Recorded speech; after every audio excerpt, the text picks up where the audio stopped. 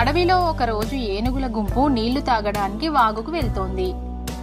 దారిలో చీమలు సమావేశం ఏర్పాటు చేసుకున్నాయి. చీమలను గమనించిన ఏనుగులు పక్క నుంచి వెళ్లకుండా వాటిని తొక్కుకుంటూ వెళ్ళాయి. ఏనుగుల దాడిలో కొన్ని చీమలు చనిపోగా కొన్ని తీవ్రంగా గాయపడ్డాయి. నీళ్లు తాగి తిరిగి వచ్చేటప్పుడు ఏనుగులకు ఎదురుగా నిలబడిన చీమలు ఇలా అన్నాయి: మీరు చాలా బలవంతులు, కళ్ళు బాగా కనిపిస్తున్నాయి, కానీ మాలాంటి చిన్న ప్రాణులపై మీ బలం చూపడం తగదు అని ప్రశ్నించాయి. దానికి ఏనుగులు, అది మా ఇష్టం, మాకే సలహాలు ఇచ్చేంత గొప్పవారా మీరు అని గర్వంతో అన్నాయి. ఏనుగులకు ఎలాగైనా బుద్ధి చెప్పాలనుకున్న చీమలు వాటిపై దాడి చేశాయి. చివరకు చెవుల్లోనూ కళ్ళల్లోనూ కుట్టాయి.